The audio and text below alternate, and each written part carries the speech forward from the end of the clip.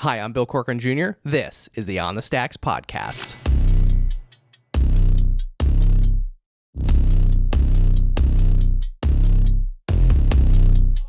Oh yeah, whoa, look, they can never keep me down, I'm going, and if I ever fail, just know I'll go again. I never quit, cause I know that every loss may lead to another win. I'm going up.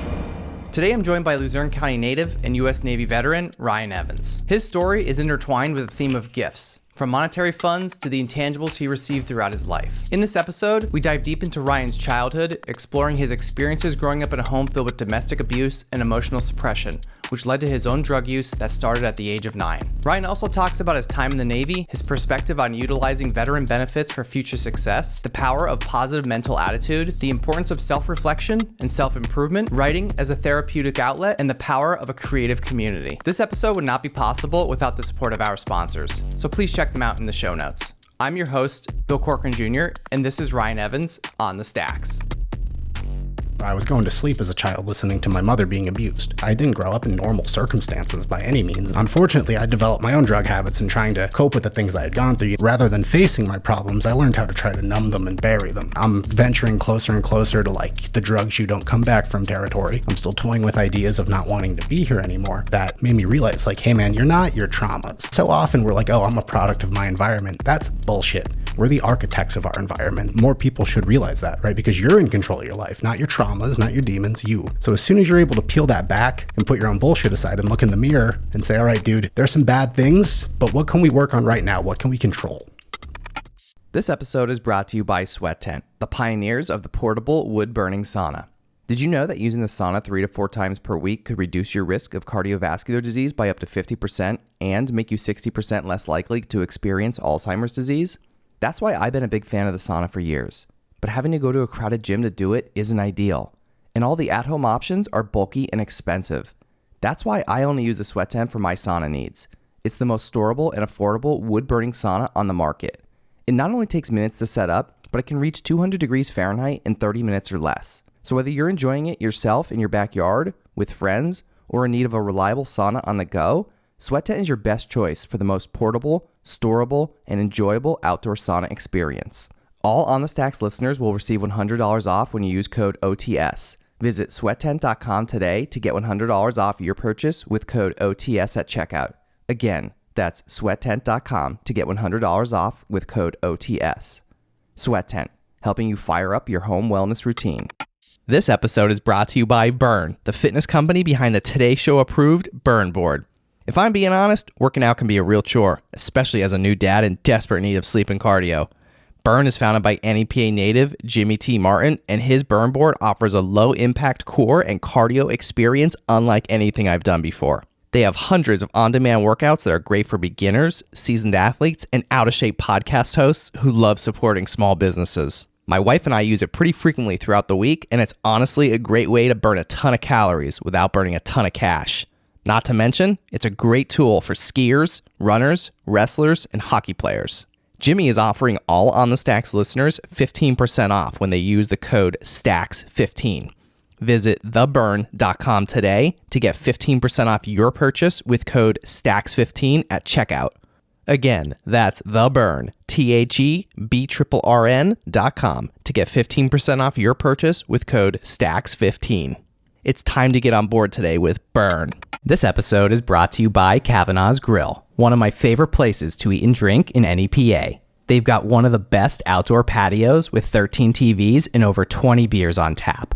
You can also dine inside at this cozy Irish-style pub where your beer never goes empty. Did I mention how delicious their food is? Their in-house smoked brisket, barbecue ribs, and wings are to die for. So grab your friends and have a drink on me at Kavanaugh's. Mention code STACKS for one free draft beer with purchase of any entree when you dine in. Located at 163 North Main Street in Mountaintop, Kavanaugh's is open at 4 p.m. during the week and 12 p.m. on Saturday and Sunday during football season. Dine in today at Mountaintop's only Irish-style pub. What's up, podcast? It's Bill Corcoran Jr. here in the Blue Door Studio, protected by our friends at Ritchie Security Solutions. Ryan Evans, welcome to the On the Stacks podcast. Thanks for having me, brother. Cheers. Thanks for the bourbon. Cheers. Yeah, man. We got the Basil Hayden here. Fancy drink. Oh, I almost like burn a little here with my voice. It's nice. Fancy, good. By the way, fancy drink, not so fancy cup. Hey. But hey, It's the Valley, man. It's all good. Who hasn't drinking out of a red Solo cup? You can't trust anyone if they haven't.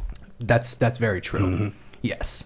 I got the nice glasses at home, but this is. I know, me too. Yeah, I'm afraid to bring them here because, well, one, I don't have a kitchen. Yeah. I'm afraid I'm gonna drop them sometime, or I'm gonna have to wash them in the bathroom sink. Yeah, it's kind of weird. Bourbon's like new territory for me, man. Over Is it? the pandemic, I started taking virtual classes from Scotland on Scotch tasting, and that was like my thing for 2-3 years. Wow. And recently, it's been bourbon and tequila. I love it, man. I used to actually, for a little while, The Weekender was publishing my whiskey reviews, which was awesome. That was like, I'm a whiskey writer now, Oh, you know what? I remember, I think now that I'm thinking back, when I first, started following you on social media, I think I remember seeing you post, would you post them on Instagram too, something? Yep, absolutely. That's right. Mm-hmm. That's right. I remember that. And then long before I ever worked for the paper, I had a blog, and that was its focus. It was just whiskey reviews. And, dude, so much fun. Yeah. Taste whiskey and write about it. Terrible, right? Yeah, right. Yeah, writing after whiskey. Yeah. How'd that go? That was so much fun, man. I had a blast. Yeah. I'd always try to tie it back into music, so that was kind of the focus was, whiskey and music. What kind of music? I mean, I'm a metalhead. Okay. I have been for a very long time. I like a little bit of everything though. So whatever came to mind when I was tasting, I would just write it. Nice. What kind? What metal? Let's give me something. See, I don't really. I'll ask, and I don't know. I mean, I look like a gangster rapper, right? But I do. I listen to mostly hip hop and rap. But give me your heavy metal. What do you got? I'll meet you in the middle with hip hop. Okay. Wu-Tang Clan. I love them. For Always sure. have, man. But metal, it was Metallica that started it for me, and then from there I found Pantera. And that led into heavier stuff like Lamb of God. These days is one of my favorite bands. I've seen them 4 or 5 times at this point. Hatebreed is another one that comes to mind. And you'll hear the name and you think it's super negative. Then you read their lyrics. Yeah. And it's all about just perseverance and overcoming. And that's that's the stuff I focus on. That's interesting. Because I have heard the name. I'm very familiar with the name of the band. But I can't tell you. I mean, maybe I've heard some of their music, but unless I'm listening to it and you told me that it was them, I probably wouldn't know. So I really don't know. And that's very interesting that the music is, like you said, inspirational. Oh yeah, they I forget what number album it was. It was early 2000s, but it's called Perseverance. You know what I mean? And that's kind of their thing. I actually I managed to get myself in a Hatebreed music video a couple years ago. No way. Yeah, it's like a live crowd shot thing. But it's still. just me headbanging. It's awesome. You made it. Yeah, dude. That's like my 15 seconds. Damn. How'd that happen? Dude, we bought VIP passes. It was like the first show post-COVID when we were allowed to go back to concerts. And my girlfriend and I bought VIP passes. We ended up right on the barricade up front. And they're filming a music video for a new single, and I was just going nuts. And you were the guy on the gate. Oh yeah, because I still had some long hair at the time, so it was just flying around. Yeah. I don't know if I know you with long hair. Oh, dude, I used to have down to my shoulders like Dave Grohl. Really? I know Dave Grohl. Yeah. I don't know him personally. If you do, give me his number. Right. Yeah, but I could, I could at least say, I know that music, right? But you had long hair. Oh yeah, dude, very long. So wait, I know because you're wearing a hat right now, but don't you have like isn't it like a little longer in the middle, or did you just cut it? It was. So I'd buzzed it. It was like I don't know. Yeah, what happened? You had to have just done this 2-3 weeks ago. I was gonna say. I go through phases, man. I'm like a chameleon. You gotta switch it up every once in a while. Yeah. See, I'm the type of guy that I pretty much look the same all the time.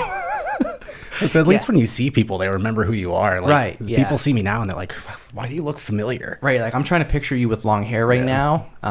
You'll have to send me one, or I'll stalk your social media, and I'll find. That's going back to my stoner days. Yeah. The long hair, but I liked I don't know what you would call that. I'm calling it a mohawk, but that's like really bad because it's not like a mohawk. It was but close, right? You had what do you call? What would you call it? I don't know. I just call it shave all the sides and leave the top. Leave the top middle. Yeah. That was a cool look. Thanks, man. Appreciate that. Yeah. I was when you came in here, you had the hat on. I was thinking I just don't notice it. But now when we were talking about it, I'm like, well, it doesn't look like it's long there. It was like slicked back. It was oh, dude, you should have seen probably 2012. I had a fire engine red mohawk. I had a nose ring, 2 lip rings. I had a dermal in my face. I had gauges. Wow. We've undergone a lot of iterations of myself. A lot of iterations of Ryan Evans. Oh, yeah. And that was, when I got out of the military, a big thing was kind of reclaiming my identity. So first month out of the Navy, I went and got my nose pierced again. I was doing weird haircuts and stuff. And Now that I'm 30, I'm like, I'm kind of comfortable where I'm at. I don't need all that other stuff, right? Yeah, now you could just be like me, wear the same thing and look the same all the time. Hey, I'm fine with Until that. you get bored, right? And then Black t-shirt every day, we're good. right? That's me, man. Same here. But the reason I remember your hair from when I saw you spoke, at the annual Wilkes Founders Gala. I wasn't there in person, but I remember seeing, and this is kind of the reason.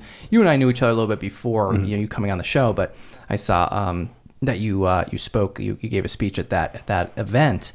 And you posted about it on social media, looking super dapper, by the way, Thanks, in the suit. But you had that hair. And again, I'm doing this as the reference, and I was hoping to see that in person today, but it's gone. I apologize. I like to please, man, but but no, it was a good look, dude. Appreciate good look. it.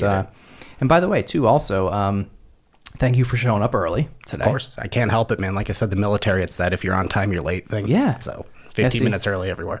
Yeah, I'm the same way. I'm not 15 minutes early. Usually I'm just like 5 or 10, maybe sometimes 15. But, I have never served in the military, but I still subscribe to that, philosophy as well. Sure. Discipline, man. Yeah. Yeah. And, plus like who likes dealing with somebody that's late? Right? I remember reading a study somewhere, though, that people that are consistently late are generally more intelligent. I don't know what substance there is to that. But yeah, and you're probably, that probably is true. And I think also, too, like it could also be like a super highly creative person, because they tend to be more go with the flow, just kind of, rules are more suggestions than they are tangible things. Right. Yeah. But I do tend, I like to be on time. And by on time, as we know, means early. Yeah.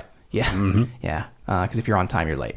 Exactly. Yeah. And I've said this before, and it's funny because I've had, a few other veterans on this show before, and every single one of them also, of course, were early. That does not surprise me in the slightest. Yeah. And it's like, not that every guest that comes on the show is late. Sure. But but yeah, it's like, when people show up early, it's like, yeah, it's like, that's cool. It's good, And sometimes some people, like, I'm not even like, I'm just like walking in the door too, and I'm like, oh shit, they're already here. Yeah. Surprise. But, yeah, right. But yeah, man. Yeah. So thanks for taking the time to come on. Oh, dude, thanks for giving me the platform, man. This is so awesome that you do this and fucking have people on that can talk about just such a wide array of experiences. And it really is such a rad fucking thing for the Valley to have. Yeah, man. Yeah, I love it. And I think I might have just said that something similar on a recent episode, is like, the thing I like about it so much is that I have the guests that are on here. Like, it's not like I don't focus just on like one type of person in a certain industry, or, somebody that's either, a business owner or in business. Cause, a lot of people think like, oh, like you only have on like, people that are like own a business and or they're, like CEOs or like high up, whatever big title in a company. And it's like, well, I do have that too. Sure. But I also have, veterans. I've had dentists. I've had, like literally everything and everything in between. A meteorologist recently, like a bit of everything. And that's what I love about it. Cause it's like, we're not just, while some of the conversation may, be similar on some of the shows, just in terms of like, topics and things like that, but just having people with all different backgrounds that can actually like have a real conversation and talk about like real stuff that matters, because that's actually what matters. That's the thing too, though, is you have all these people from such various different sectors and experiences and backgrounds, but you realize there's a commonality between all of us, right? And that's a really unifying factor, and it's fucking so awesome that that's kind of a focus here, Yeah, definitely. I'm a big subscriber to just, I have this little slogan that I've been using since the beginning of this year. It's real talk on purpose. Hell yeah. And it's got like a dual meaning, and it's like we're having real conversation, right? We're doing it on purpose, but we're also talking about our purpose. So it's got like that dual meaning to it. So it's a cool play on words, and it's just been over the journey of the last 3 years. Right before we started, you were asking me like, how long have you been doing this thing? And it's like, dude, some days I lose track. It's like, it's a lot. But look how far you fucking come. Just being consistent and chipping away at it, man. That's the fucking stuff I love to see. Yeah, and that's it, man. Like, just I think the consistency of it is, you don't have to be the best. Sure. It's like literally just about being consistent and showing up and just doing the work day in and day out, regardless. And, That's it. Then you win. It's much like that, like the gym philosophy, right? Like the days that you don't want to go do it, those are the best days to go do it, right? Because the rest of your life gets the volume turned down on it afterwards, and you just hone in on that work and you fucking do it. And here we are. Yeah. Right. Yeah.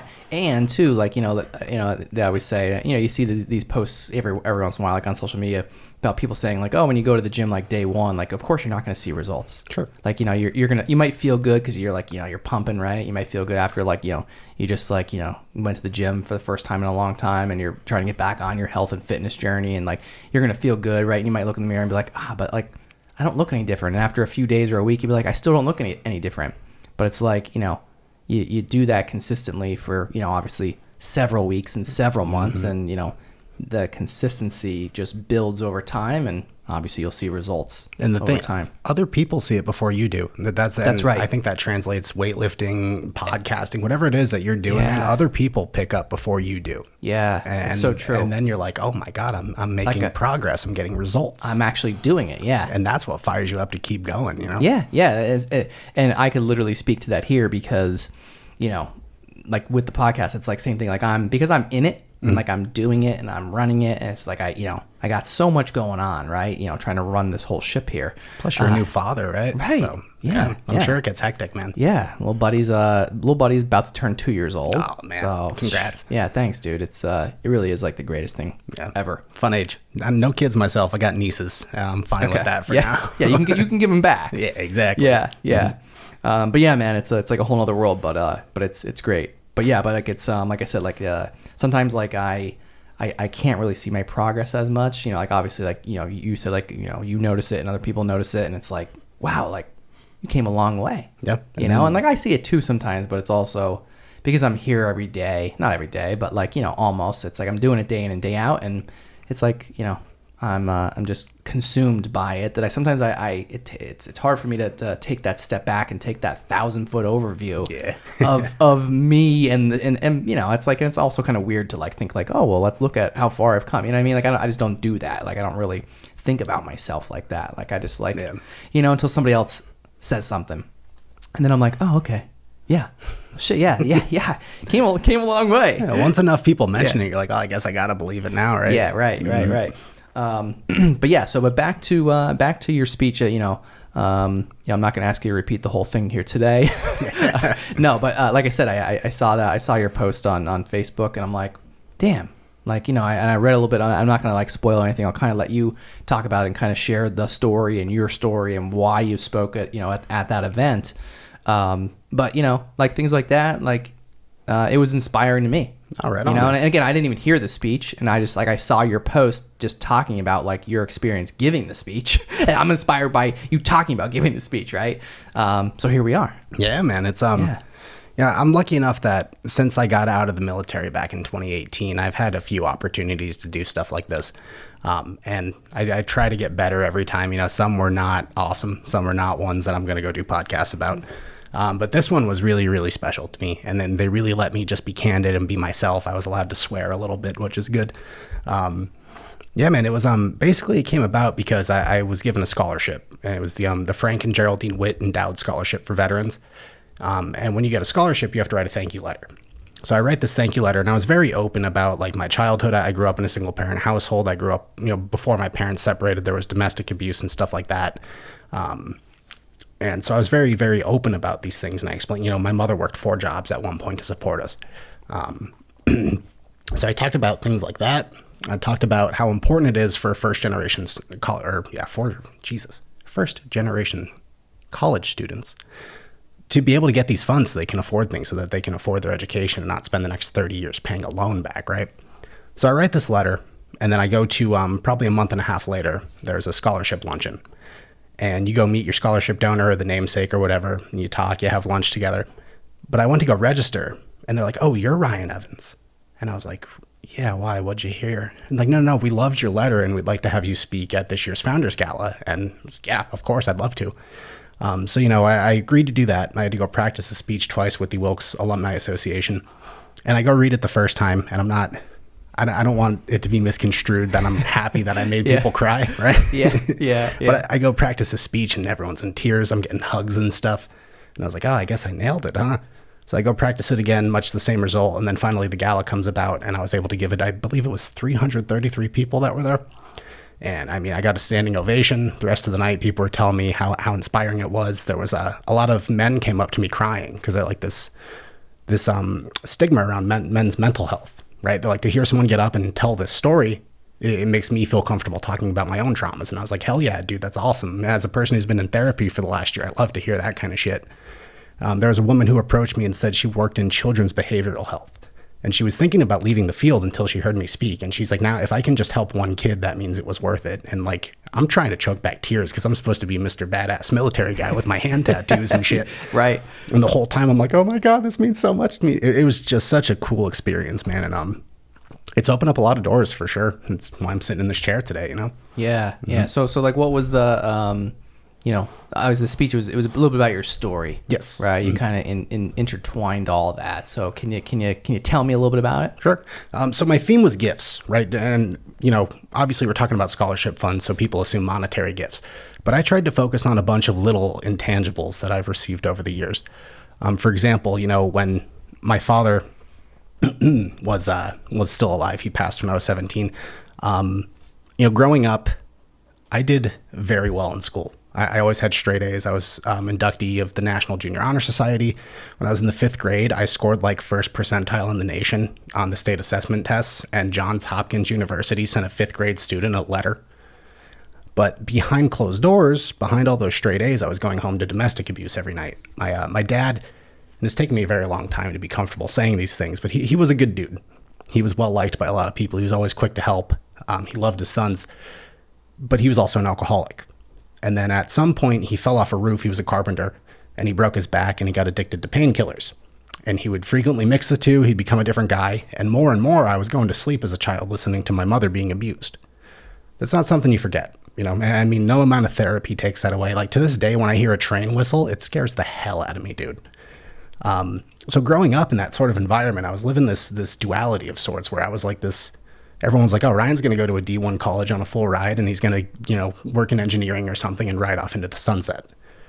But then I got older and I got depressed because I realized I didn't grow up in normal circumstances by any means. And there was a lot of generational trauma there and things like that.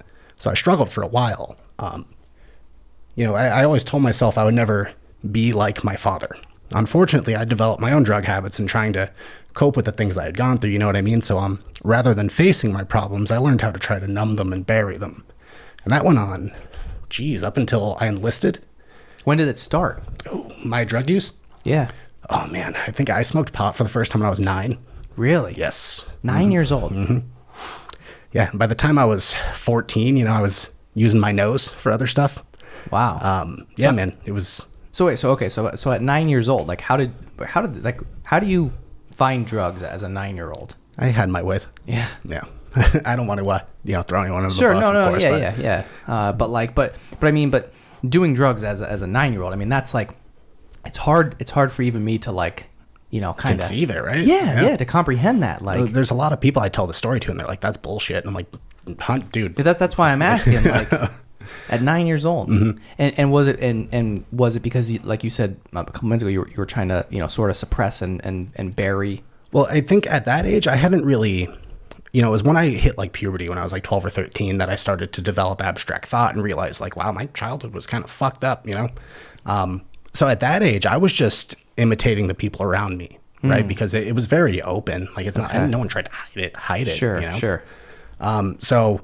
That whole thing's going on. Meanwhile, I'm still a straight A student. So I'm living like this double life already as, a 9-year-old. Wild. Yeah. It was crazy. Holy shit. Mm-hmm. Okay. So 9 years old. And then, like you said, then once you became an early teenage years, you got into some, I'll say harder drugs, right? Like that fast. What was that like? Were you still at that point, like when you were, I think, did you say 14? Like, were you still like a straight A student, like all throughout? It was right about my freshman year of high school. So probably 14, I stopped giving a fuck about school because I was depressed, you know what I mean? Okay. And rather than, like I said, try to face it, I was burying things because I was raised, boys don't cry, rub some dirt in it. I'll give you something to cry about, that kind of shit. Which is bogus, by the way. It is bogus. No one should believe that. Yeah. Totally bogus. Yeah. So I really stopped caring. I was still, Like, people think because I did all this stuff, I stopped being intelligent. I'm still intelligent, right? And I was able to half-ass school and still get like C's. But then I was going home, and that was like, I'm chain smoking cigarettes. I'm 14 years old, like pack a day habit. You know what I mean? Wow. Yeah, man. It was weird. The problem is that like I was so consistently at like the top of my class and stuff. So I had my friends that were still doing well, and then I had my friends that I was partying with. And the friends that are doing well are like, dude, what the hell is the matter with you? And I didn't want to hear it. I don't want to be told anything. I was like, you don't know how I'm feeling. And I realized as I got older, like we get very selfish in our suffering because we're like, oh, you don't understand what I'm going through. Yes, we do. Everyone goes through this kind of shit. Maybe not to the same extremes. People have had it better. People have had it worse. But we always tend to think like, I'm the only one who experiences this. That's bogus. Well, yeah, man. It obviously I didn't learn that till I was much older. I wish I had known it at the time. But yeah, so like what were you thinking at the time? Like when you know what I mean, like when you were thinking those thoughts like, oh, I'm the only one going through this. Yeah. Like, did you not know how to like express yourself, how to show your emotions? Were you afraid to show your emotions? So that's the other thing is that my dad was very much, like I said, it was boys don't cry, right? And I was a sensitive kid, man. I was very into reading. I loved to paint. I taught myself how to play guitar. I was like, I played sports, but I was not competitive. You know what I mean? I was very much, give me a book and I'm good. Or I'd play video games and stuff like that. So it wasn't that I didn't know how to express myself. It's that I was taught that I wasn't supposed to. As a man, you're supposed to be like this stoic. I'm like, dude, I'm a 9-year-old kid. What do you mean as a man? So yeah, I was just kind of conditioned. And like I said, there's being a first generation college student, there's a lot of generational trauma that comes with that, So it's not like my family believed in therapy and stuff like that. It wasn't until I started last year when I was 29 going to therapy. So I was just kind of left to my own devices. Like I said, my mother's working 4 jobs, so it's hard for her to watch 2 kids while also working, 100 hours a week. Yeah. So it's like, well, I'm just going to do what I know, and what I knew was getting fucked up. Wow. Mm-hmm. Wow. Yeah. That's wild. So, okay. So I want to like, I just want to go, I want to go back to like your younger childhood. Like you were like, you just like to read, you liked music, like you just kind of found, that was that like, did you use all that stuff as like an outlet? Sure. I still do to this day, man. Like, I'm the most mediocre guitar player you're ever going to hear, but if I can play it for an hour a day, man, it's an outlet. Yeah. I think I saw a couple guitar pictures on your IG. I have, I think 5 or 6 now. Okay. I have a problem. Yeah. It's a good problem though. Yeah. It's a good problem. Reading, like I force myself to read at least a half hour every night. I still write, things like I love intellectual pursuits, things that, because like I'm always thinking and it sucks. So if I can focus on something, it turns that volume down a little bit. So yeah, these are definitely things that at the time I didn't realize how much they meant to me. But as I got older, I was like, I need to have this stuff in my life. I need these hobbies. So what did you write about? Oh man, my first story I wrote in 1998. It was called The Ghosts of War, and it was about a haunted World War II tank. And how old you were what? How old were you then? 5. You were 5 years old. Yeah. Writing a story. Yeah. Do you still have it? No, I wish I did, man. That's like one of my biggest regrets. Damn. I know. What do you know what happened to it? Like, did you just like throw it out, or like as a kid you don't really know? Right? Dude, I probably saved it on like a floppy disk or something. It's 98. You know what I mean? Yeah. So whatever happened to like that Dell desktop we had, no idea. Yeah. Buried in a landfill somewhere. Yeah. Right. Unfortunately. So it was as I mentioned, my theme for the speech was gifts. Right. So when I was 13, I had a middle school English teacher, Mr. Canarini. He's since passed away. He was like the first guy who was like, you're a good enough writer that you can pursue this as a career.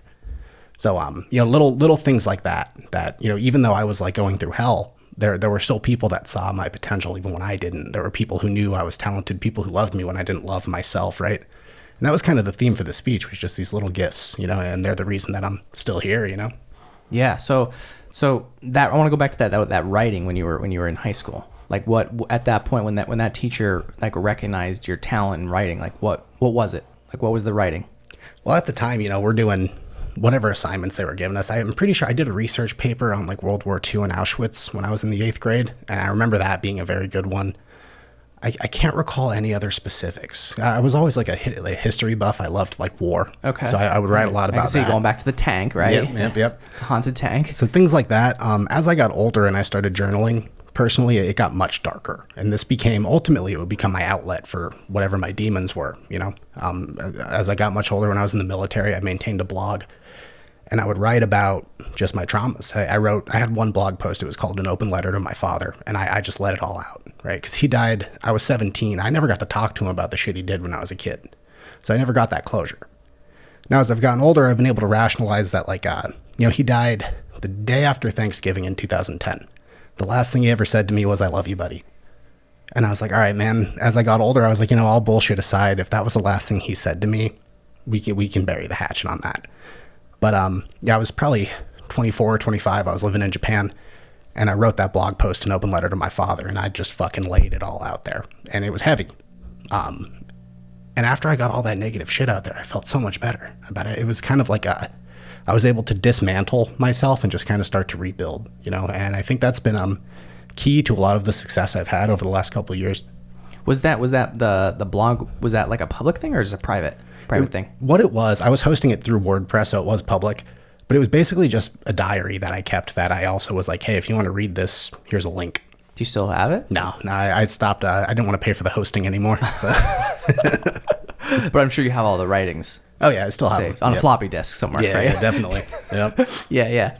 So it's interesting, that this theme of writing, has been in your life. I'm fascinated by it. I mean, because I like to write too. Sure. What small, big, whatever. I don't really write stories or anything like that. But just with this podcast, I mean, it's storytelling.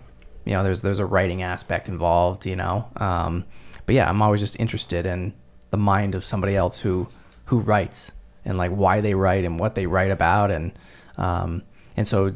You wrote about, some of those dark times, and was that like a way for you to, kind of like a release, and like you said, like it keeps your mind, gets your mind to kind of unwind? Yeah. So again, it's something I wouldn't realize until much later. When I started therapy, my therapist asked me to write an apology letter to myself, and I realized I'd been doing that this whole time. Everything I wrote was an apology letter to myself, and it was basically telling young Ryan, like, hey man, it's okay, everything's fine. Again, I really wish I had realized that younger, because things got darker before they got better. You know what I mean? Before I enlisted, I was toying with suicidal ideations and stuff like that. I had no self-esteem. My father had just passed away. My drug use was spiraling. And I started thinking more and more like, well, if I'm not here, I don't have to feel this way, right? And that was kind of my low, and then what had happened was, after my dad passed, I missed like 95 days of my senior year of high school. So much so that they're like, hey, you're not going to graduate. So my mom goes down to Coughlin, raises absolute hell. And they're like, all right, you can graduate on time. We're sorry. I was like, yeah, I figured. They're basically making me suffer because I lived through a tragedy. So I graduate. I go to Kutztown. Two of my buddies from high school had gotten accepted. So I was like, oh, I'll just go here. At least I know people. And I met this girl. Within like a month, we met in a frat house basement, and we fell madly in love with each other. And that was kind of the beginning of, I guess, my redemption arc, if you want to call it that. Now, ultimately, I still had my problems, right? Because I'm spending time with this girl. She was from like Schwenksville. I think it's Bucks County or something like that. It's down towards Philly. Schwenksville, what a name. It's like Collegeville, where your sinus colleges and stuff like that. It's going down towards Philly. Yep. And she was, dude, like, I'm the first boyfriend she ever had. She was like a naive, sweet little human who like just had her first beer, and I'm just this animal. Here comes Ryan Evans. Yeah. This is all going to make sense though, I promise. Okay. So we fall in love, and we're getting very close. Unfortunately, ultimately I would screw that up because I ended up getting hammered and cheating on her. And she did the right thing and left me, right? And I tried to play the victim about it, and I was like, how? No. What I realized is that this war that I was waging internally, it was so easy for people to get close to me and then catch the shrapnel from that, right? So, again, something I wouldn't realize till I was much older. But her father had been a Marine. And, Desert Storm, combat action ribbon. He's also a detective. So, like, he saw right through me immediately. First time I meet this guy, I have a scarf on. She knitted me a scarf, by the way, which people don't do stuff like that anymore. She knits me the scarf, and I'm wearing it purely because I had a hickey on my neck when I met her father. And he's like 6'5", just jacked. Like, I would find out he's got like USMC tattooed across his shoulders. I was like, this guy's gonna fucking kill me. Yeah, I'm done. Yeah. Of course I wasn't. But what happened is, I know he didn't approve, but he knew his daughter was happy. And he would eventually admit to me that he saw a lot of himself in me at that age, just, had gone through some stuff and didn't really have a direction or a name or a sense of responsibility. And he took me to my first recruiter's office. And that's what ultimately led to me enlisting. So had I never met this girl, who knows where I'd be right now, Wow. Because I'm, venturing closer and closer to like the drugs you don't come back from territory. I'm still toying with ideas of not wanting to be here anymore. And he was like, hey, I'm going to take you to the recruiter's office. And was this your freshman year? At Kutztown? So I did 3 semesters at Kutztown. I made it to my sophomore year, and then I dropped out. Okay. To be clear, though, 3 semesters of college, you figure I should have 45 credits. If you look at my transcripts, I have 6. That's how often I went to class. Wow. Yeah. So okay, so when you dropped out in your sophomore year, was that the bottom? Dude, so I dropped out. I had a tattoo on my neck that I had to get removed. I was working at the Turkey Hill in Plains for $7.25 an hour. And I stayed there for maybe about a year and a half. And it would hit the point where my other friends from high school would come home, from like Pitt or wherever they were at. And like, oh, I just got this internship. I'm about to graduate. I applied to grad school. And I'm like, oh, I'm cleaning a public bathroom for $7.25 an hour. So that kind of coincided with him taking me to that recruiter. And I was like, I need to do this. I need to fucking get this tattoo removed. I need to get sober and I need to enlist. And so that's what I did. Damn. So how bad was like the drug addiction at that point? I'm very happy to say I had never gotten to heroin, but I was doing painkillers and stuff like that very regularly. And it's not like I was eating them. I was figuring out how to like get the protective coating off so I could snort them, stuff like that. It was not good. Yeah. And, people around me were getting into, intravenous use and stuff like that. So it's not like it wasn't available to me. So who knows? Like I said, if I didn't go and I did, we might not be having this conversation today. Wow. Yeah, man. It was and I say this stuff and people are like, oh, you're being dramatic. No, dude, I lived it. You're not going to tell me it wasn't real. Right. Yeah. Yes. It's very real. Yeah, it was, man. And, and I think maybe the people that say that probably have never experienced anything even remotely close to what you have. So that's why they just can't comprehend, which, I can kind of understand why they can't. Right. But man, why would you make that up? Yeah, precisely. That was my mentality. Right. I was like, dude, I was going to kill myself over this and you're going to discredit me. Right.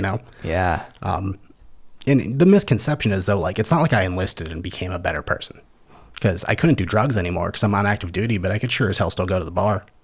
And, there's really not much of a difference between doing a line and doing 14 Jaeger bombs, and that's what I was doing. So I excelled in the military. I was early promoted 4 times. I was given awards and stuff like that. I was given a Navy Marine Corps Achievement Medal when I got out. But I was also basically a functioning alcoholic. So I spent all these years like, oh, I'll never be like my father. Guess what? You're fucking just like him, man. So it wasn't until I got home, actually, that I really started to, I guess, work through my own bullshit and start to, rebuild from there. So what was that like being a functioning alcoholic? So I was very good at my job. It was I had a very high security clearance, so I can't say much about what I actually did. I believe the quote they gave me was that I handled communications and mission support for all submarines deployed in the 5th and 7th Fleet areas of responsibility. Sounds complicated. It was, yes. There's a huge learning curve. I bet. But I got it down. There were definitely things, I had strengths and weaknesses, of course. But I learned my job very well. I was a supervisor, all kind of stuff. But then I would get off work. I would go to the gym because I was a gym rat. And then, if we were working, because we worked 4 12-hour shifts, you work 7 a.m. to 7 p.m., you have 4 days off, then you work 7 p.m. to 7 a.m.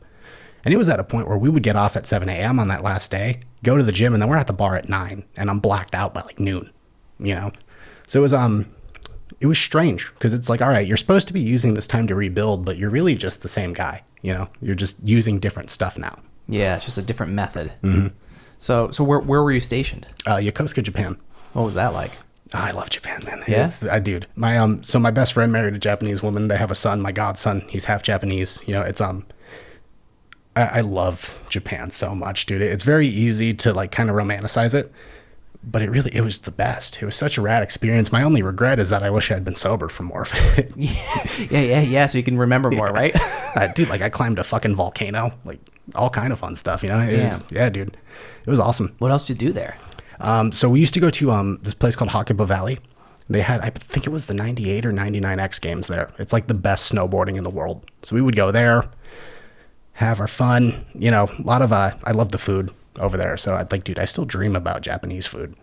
What kind of food are we talking about here? Ramen. Oh, Yeah, dude. Yakiniku is always a favorite. what's that? It's basically you go to like this buffet and you pick like whatever meats you want, vegetables, and you have a grill in your table and you just take your raw food and you go cook it yourself, and that's it. Wow. Dude, buffet style, so good.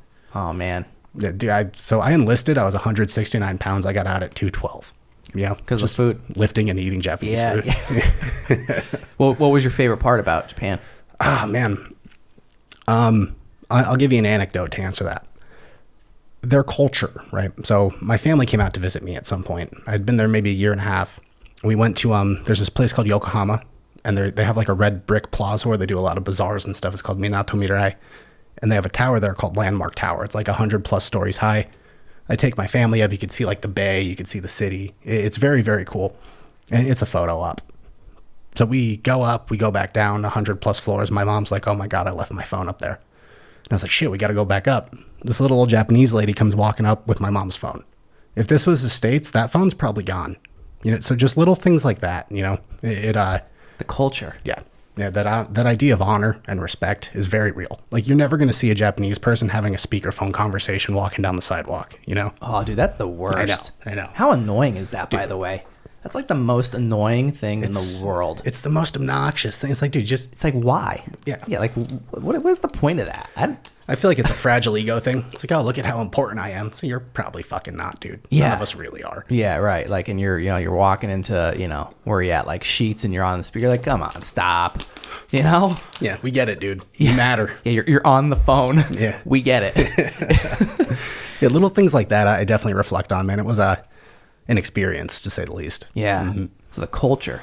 Mm-hmm. I'm always fascinated by, cultures like just, I've never been to Japan, but I'm always just kind of fascinated by, those types of, hearing those stories of like the culture and like what the experience was really like when you're there, like with actual locals. Yeah. And you're not just surrounded by, of course you were probably surrounded by some tourists too. Oh, yeah, and, sure. You guys were doing a little touristy thing, but it was a local that, that came up to you. Like that's, yeah, that was, and that's not the first time. Like I had a buddy, he left his backpack on the train once, and this woman followed us like 3 extra stops just to give my buddy his backpack back. Stuff like that. Like that doesn't happen here. No. Like, could you imagine someone doing that on the New York subway? No, forget it, dude. No, like, dude. and that takes a lot of effort. Yeah, that takes a lot of effort to do that. And yeah, like you said, New York subway. As soon as you walk off that train, that thing's already snapped. Yeah, exactly. Yeah, you better cancel your credit cards. Yeah, as fast as you possibly can. Mm-hmm. Wow. So okay, so you did 4 years in the Navy. Yep. And you come home and you're still you're this functioning alcoholic. Basically, right? Yeah. And the problem is once I got out October 2018. I didn't have a plan because I was just getting hammered the whole time. So like I applied to Temple. I didn't get in because I wrote my personal statement hammered and was a little more candid than I probably should have been. So I was like, you know what? I'll go to LCCC. So that was my plan. I moved back to my mom's house in Bear Creek. I enrolled at LCCC. But, I got out in October. I didn't start school until January. So I had, 3 months to just party my face. And very quickly, we're back to closing bars down. And then like, oh, let's keep the after party going. And I was like, well, shit, what did I enlist for? I'm doing the same exact thing I tried to get away from. Of course, I had also been doing that the whole time I was in the military. Yeah. So, but now you have access to, and you can start getting back into the things that you were doing before you went in. So there was definitely a little bit of delusion going on, for sure. I was trying to convince myself everything was fine. It wasn't, So it wasn't until I started school in January, and I hit the ground running, man. I was kicking ass, taking names, 4.0, straight A's. And then about probably April of that semester, right? Like a month before the semester ends, one of my good friends in the military had committed suicide. At the same token, LCCC was participating in the 22 a day initiative, which I'm not certain if you're familiar, but on average, 22 veterans a day will take their own lives. So at 11/11, because of the armistice for World War I, you do 22 push-ups, each one symbolizing one of those lost lives. And I was invited to speak at the on-campus event. So it kind of coincided in that I was able to eulogize my friend in this way. So I did that. It went very well. I was offered a spot on student government afterwards, stuff like that. But it also brought up a lot of my old feelings. And it wasn't a breakdown of sorts. It was more like I just kind of flattened, right? And I started to realize, like, I haven't faced any of my trauma. I'm still this, like, I had these great experiences and met the best friends I'll ever have. But have I really progressed at all? No, I just kind of stayed the same. So what happened was I was taking 4 classes. 2 of them I had secured A's in, no matter what. The other 2, I had to email the professors, and I was like, dude, give me F's. I will be back. I got to go, work on some shit, and you will see me again. I'll retake these courses with you as professors, and I'll do it the right way.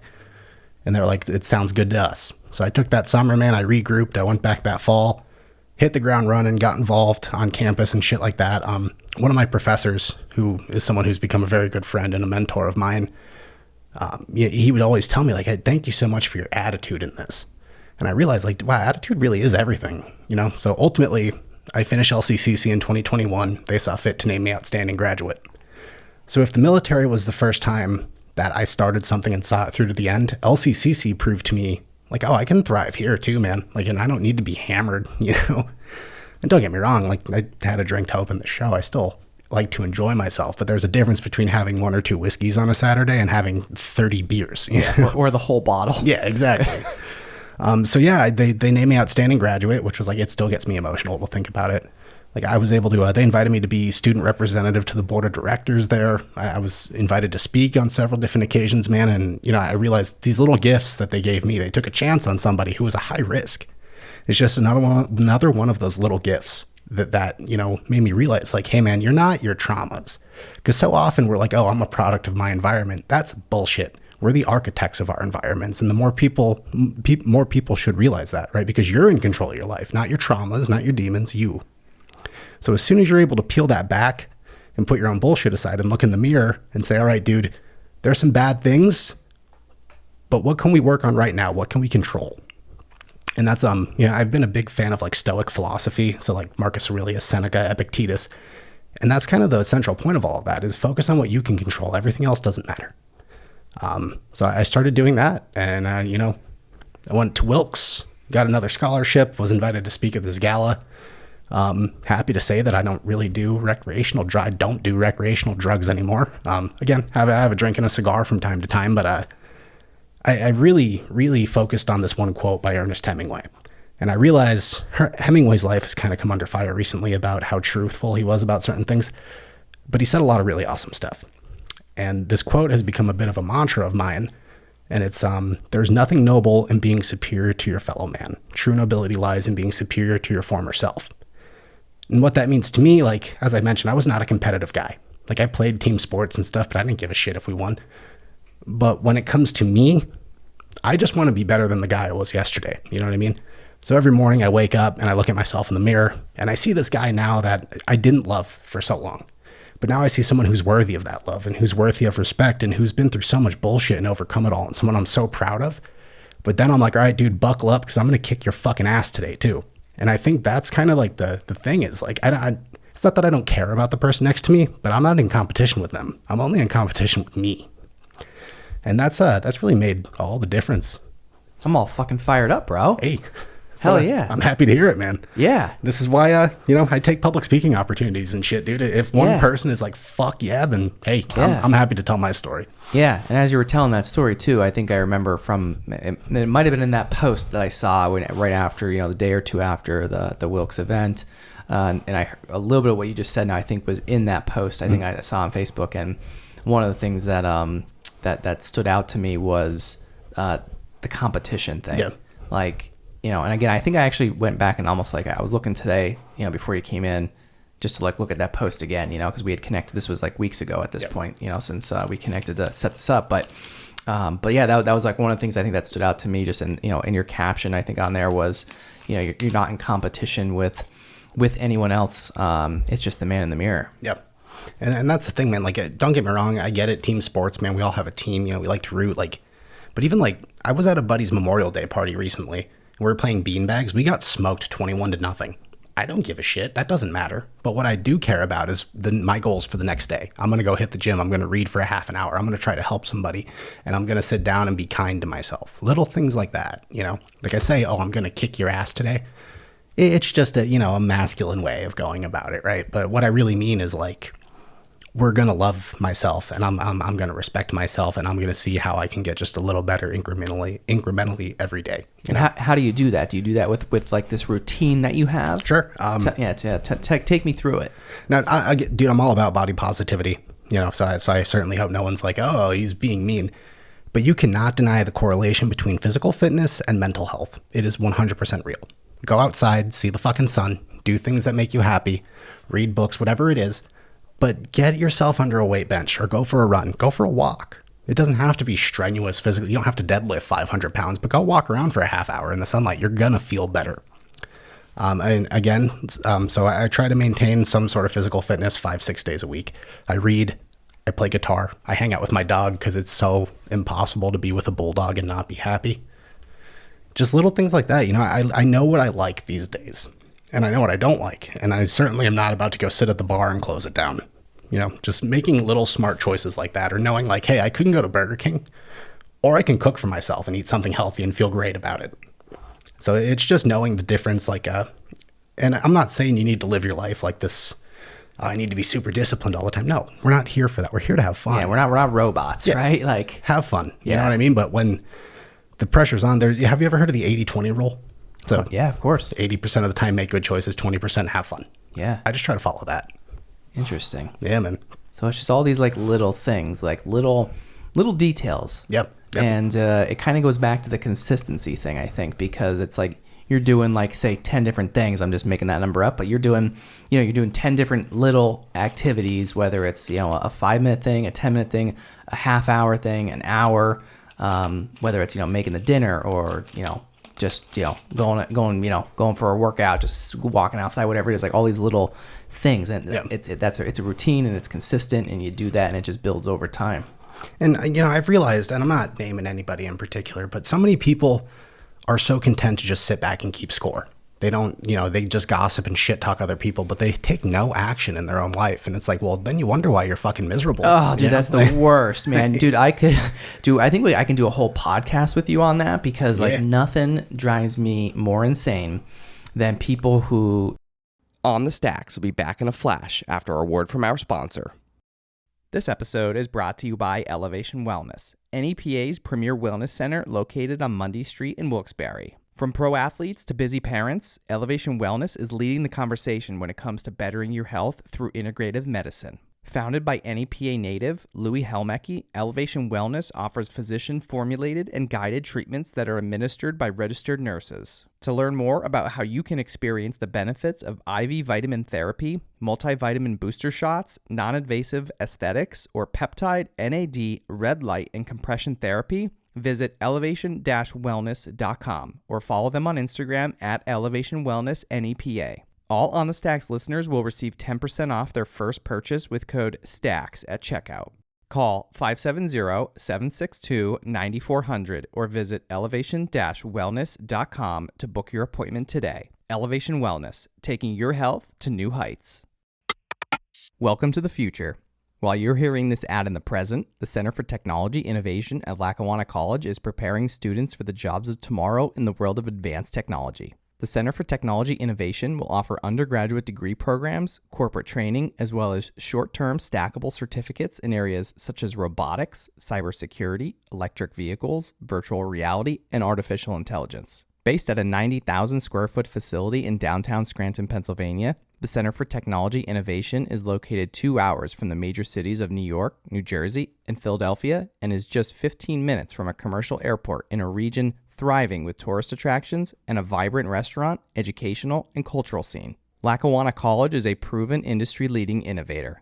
But don't just take my word for it. Fast Company even recognized Lackawanna College's reputation for innovation by naming them to their top 10 list as one of the world's most innovative companies. For more information or to enroll, call 877-346-3552 or visit lackawanna.edu.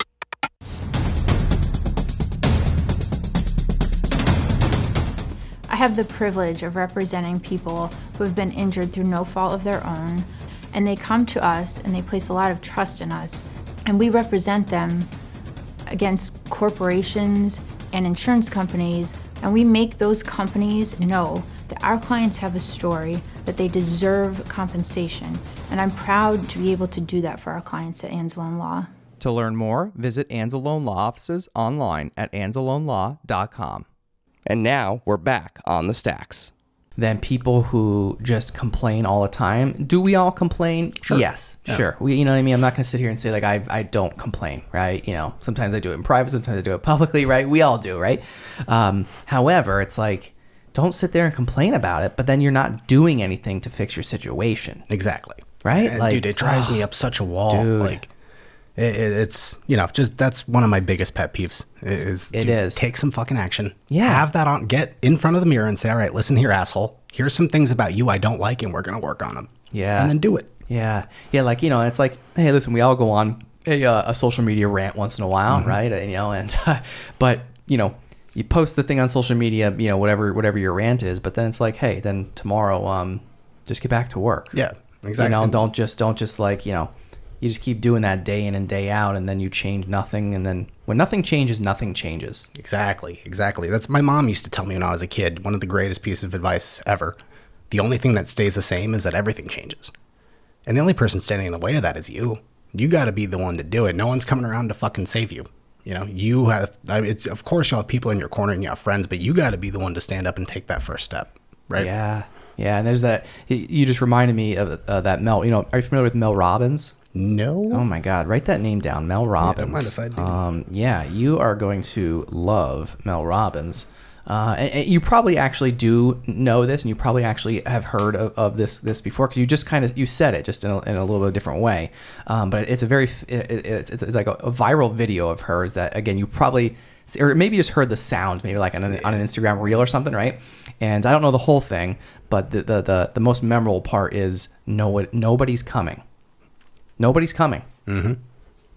It's true. Nobody's coming. And I think she repeats it like maybe 2 or 3 times. And then there's a little bit more to it. But if anybody, you know, when you hear that, and next time you hear it, you're going to be like, oh my God, that's it. That's it. Nobody's coming. Thanks, Bill. Yeah, nobody's coming. Yeah, it's true, man. It's so true. That reminds me of a guy like Jocko Willink. Yeah. Of course, people who don't know, you know, Jocko was the commander of SEAL Team 6 Task Unit Bruiser. So you think about American Sniper and Chris Kyle, Jocko was that guy's commanding officer. And since he retired from the SEAL teams, he's written books. He wrote a book called, He's written a book called Extreme Ownership. And it's just about holding yourself accountable and taking responsibility. Like, it's so quick to say, oh, the problem's external. Usually it's not. It's an internal thing. And if you're not willing to peel those layers back and do that work, you're never going to progress. You're just going to stay where you're at and just keep running your mouth and talking shit while the world moves on. Yeah. It's, you know, Jocko has that thing. He always says good, right? Like, oh, That's right, yeah. There's a problem. Good. It's a chance to grow, because there's no growth in your comfort zone. It's when life throws you these fucking curveballs. The important lessons are, all right, this might suck, but what can I take away from it? You know, and I've learned, dude, I've been through some shit, and I'm able to look back now and say, like, all right, what did I learn from this? Not like, oh, this hurt me. What can I learn? There's a lesson here. There's a lesson in everything. And being able to have that perspective is like 50% of the battle. Yeah. Mm-hmm. And just being a student. Yep. Being because I think a lot of people go through life not realizing that, like, we're all still students at a lot of things. And I think having the humility to admit that you don't know everything, and that, you know, it's okay to ask questions, and it's okay to ask for help. And no matter what you're doing, personally, professionally, more people need to do that. It's true. And it goes beyond so much than like a high school or college classroom. You're a student always in all arenas. Everything. There's always something to learn. And the second you're like, oh, I'm done learning. You lost. Yeah, what the fuck? You're just It's going over. to stagnate then? You're not going to evolve anymore. You're never going to realize your full potential. Yeah. I guess enjoy. It's not my life. You know? Yeah. So you're a big Jocko fan, huh? Love Jocko. David Goggins, of course. Of course, They yeah. go hand in hand. Yeah, I see the stacks of books sometimes that you post, and I saw David Goggins' book in there. I have both of his, actually. I have a problem. I go to Barnes & Noble and just spend money, and then I'm like, oh, I have 30 books I haven't read, but I can't stop buying them. Did you finish both of them? Both of Goggins's? Yeah. Okay. Those are top of the stack. Yeah. I'm almost done with the new one. No, dude, it's so good. Yeah. The last page is one of my favorite. You'll see. Okay. Make note of it. It's one of my favorite things. Can't forget it. Like last page. I mean, it's, you know, I might go home tonight and flip right to the back. Check it out, dude. I read that and I was like, I'm ready to run through a wall. Ooh, let's go. Yeah. Yeah. So I also, like, I have the physical copy, but I'm weird, by the way. And I shared this with somebody else before, and they thought this was like really interesting. I thought my buddy was gonna make fun of me, but he was like fascinated by it. So sometimes I buy the physical copy and I have the audio book. Yeah.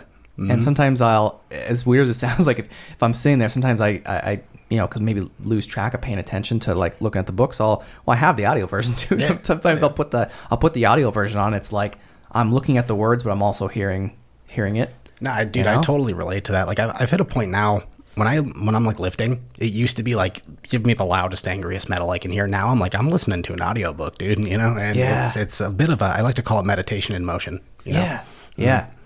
I love that. Meditation wise, what else do you do? Man, I just try to be mindful, there's, what's his name? Eckhart Tolle.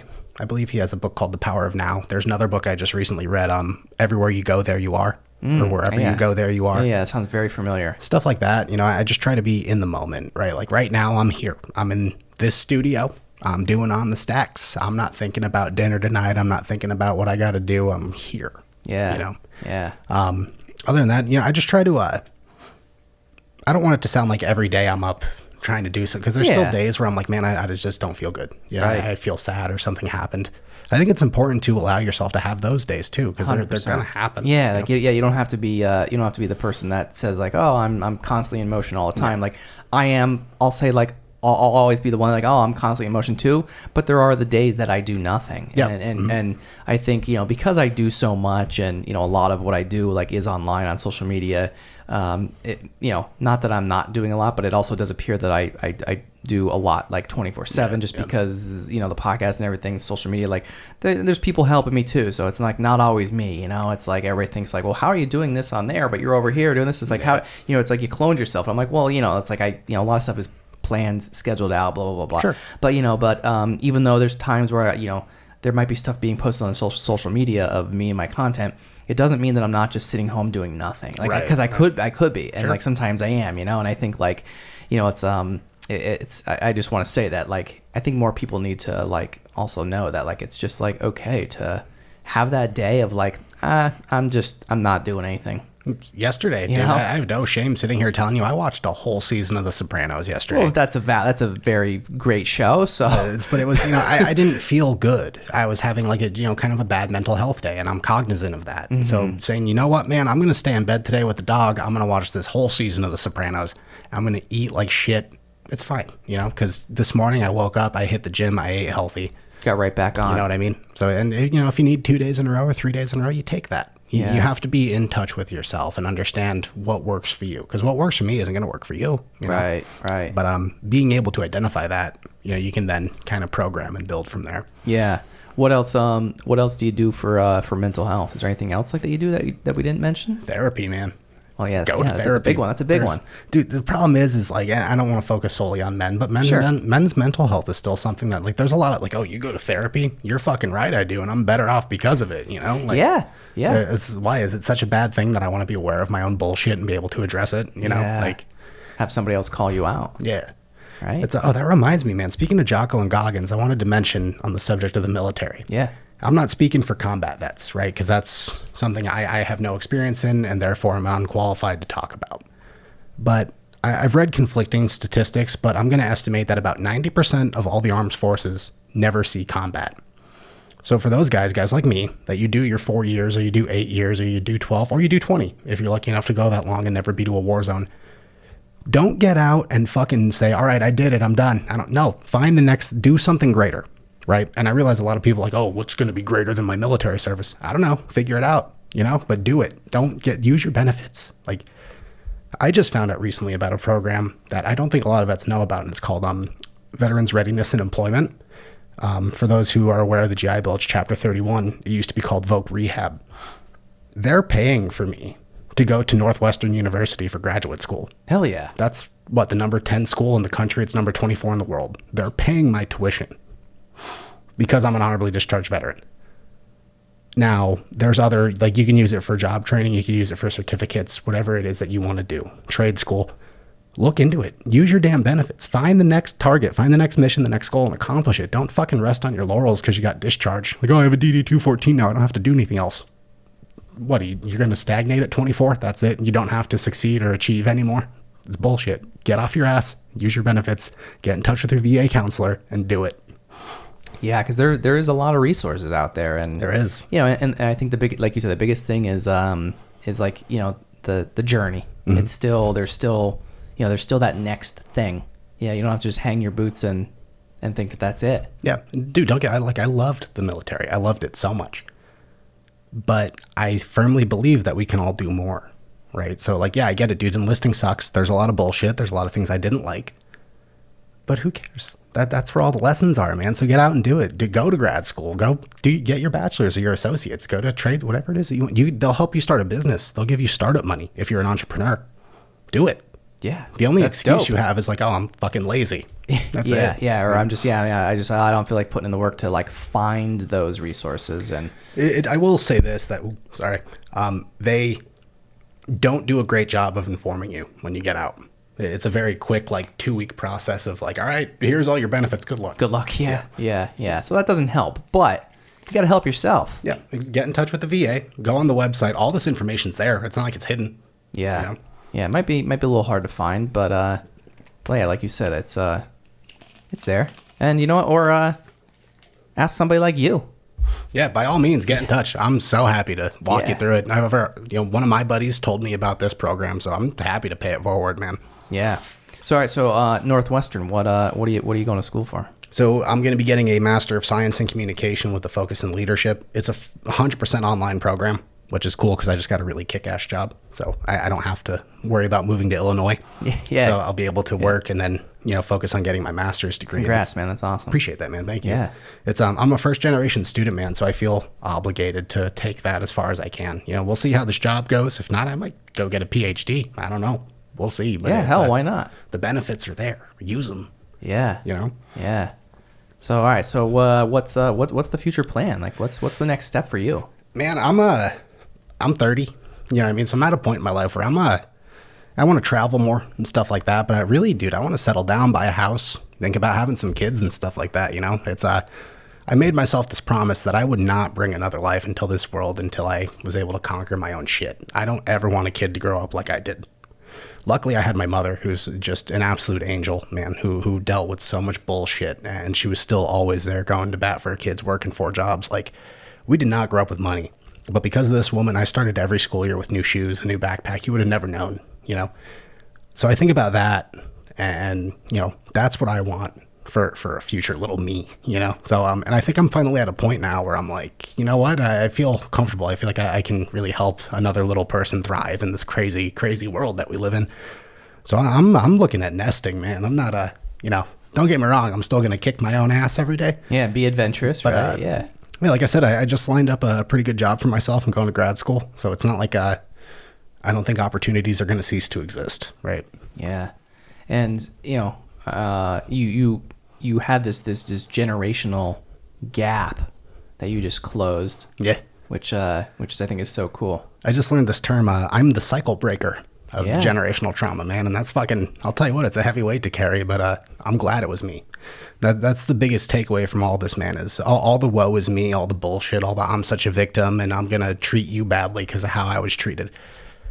Out of all of that, right, I realized that it's not going to happen again with future generations of people that have my last name because I did the work that I had to fucking do. So if it's going to fall on someone's shoulders, man, I'm glad it's me. Because now, like I said, I look in the mirror and I see someone that I really fucking like looking back at me. And that's an accomplishment in and of its own. It's really hard to say those words. I get fucking emotional, dude. But it's, come a long way, man. A very long way. Yeah, man. Shout it from the rooftops. Hell yeah. Yeah. There's nothing wrong with being proud of yourself, and... I've learned that too, I guess, I'll say like recently too about myself is like, we were saying before, I don't know if it was, before we started, but, and during the show too, but like a lot of times, I'm in this and like, you don't give yourself enough credit sometimes, and, it's going back to like, taking that 1,000-foot approach and looking back at how far you've come, right? And like what what you've done, what you've accomplished. And yeah, man, like sometimes, I think we've all fallen into the trap of like, kind of like that victim mentality. Yeah. I think we've all experienced it. And if you haven't, you're a liar. Yep. Right. And sometimes I even need to remind myself on a regular basis, I'm not going to sit here and, sit across the table from you and tell you that like I'm perfect and that I haven't fallen, into that trap and whatever. And, some people, maybe worse than others. Right. But like, dude, like even like last week, I had to remind myself of that. Like, dude, like nobody cares. Like just get up and just pick yourself up and move on, because if nobody's picking you up, like you're going to have to pick yourself. Like there's, you know what I mean? Like, what are you going to do? Right? It's true, man. It's good that you think like that, though, right? Because it means you don't have an inflated sense of ego. You're aware I'm still human. I still make fucking mistakes. There's still days where I'm down on myself, and that's fine. That's natural. If I meet somebody who's like, nope, I'm perfect all the time, dude, you're a fucking sociopath. Yeah. You know? Yeah. It's good to have those days. It means you're human. That's all. Right. You know? And I think the other thing too is like, I'm also the type of person, like, if and when I have like bad days, I'm not like a big rant person or putting out that stuff like on social media. So like a lot of people may look at it and be like, oh, well, like he's perfect. Everything's perfect. So, there might be that perception, and, not that I'm trying to uphold that perception, because I'm not. Like, I'm not trying to, you look at social media and everything, and a lot of stuff looks great, but like I'm just of the mindset, like I'm not gonna post and just constantly, like I hate the complainer. Yeah. Right. So like if I'm going through something, like I'm not the one to like just always just air that out, and like for what?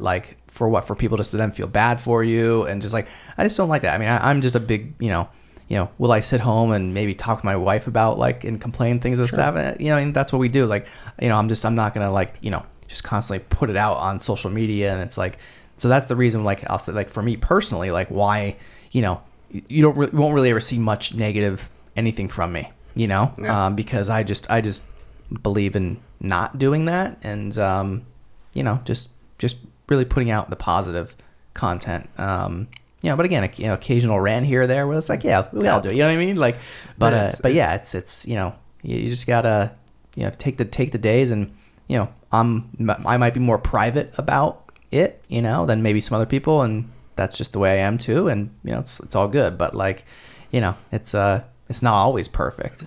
Yeah. Like nothing is. I'm learning in therapy about something called like upward and downward comparisons.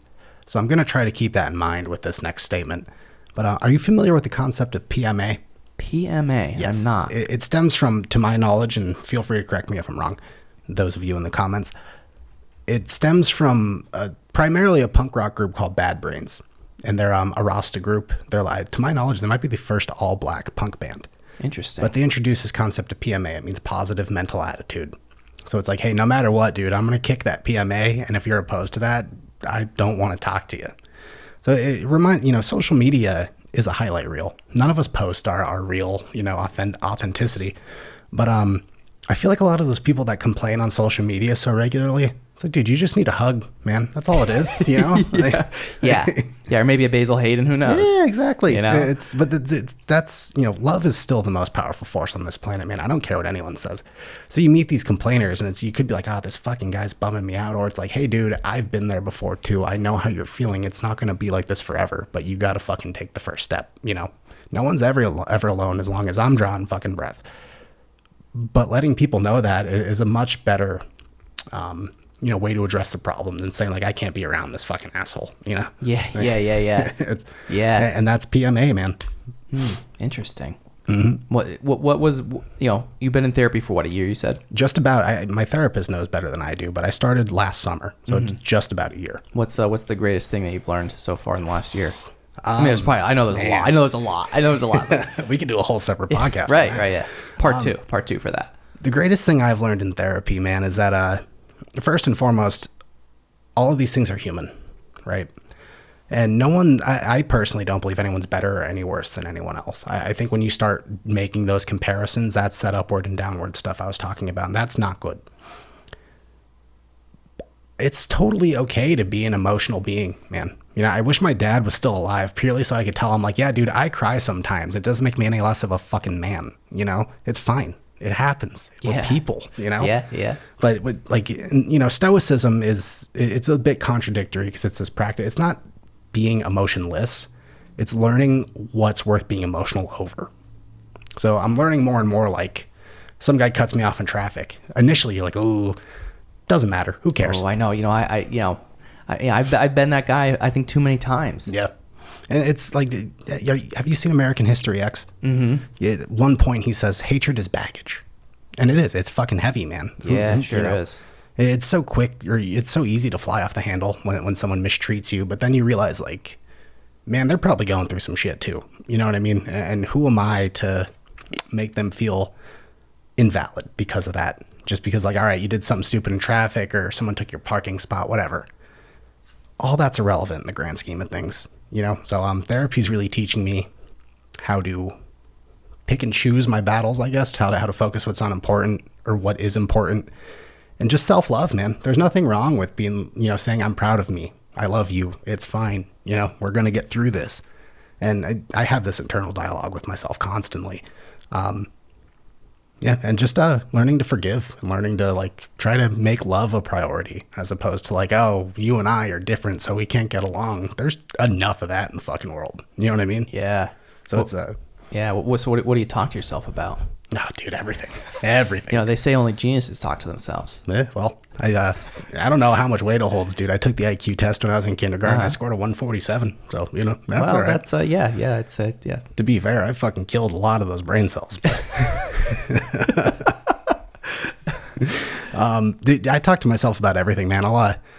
I'm my own biggest critic, and that's something I'm working on. You know, I think we all are, too, yeah, by the way. That's true. I'm just trying to learn how to cut myself a little more slack on it. Can't be, you know, top shelf all the time. Dude, I'll talk to myself like on the way over here. I'm like rehearsing what I'm going to talk about. I used to do this thing when I was still doing my undergrad. I would read my notes into my voice recorder on my phone and then connect my phone to my Bluetooth and listen to me reading my notes on the way to an exam. Shit like that. Like, my girlfriend, for example, this is before the recent Titan sub stuff, but she'll wake up some nights and I'm up at like 3 a.m. She's like, what are you doing? I'm like, oh, I'm reading about the sinking of the Titanic. I can't like stop thinking about shit, you know? So it's just a constant, whatever I might be doing, I'm also talking to myself while I'm doing it.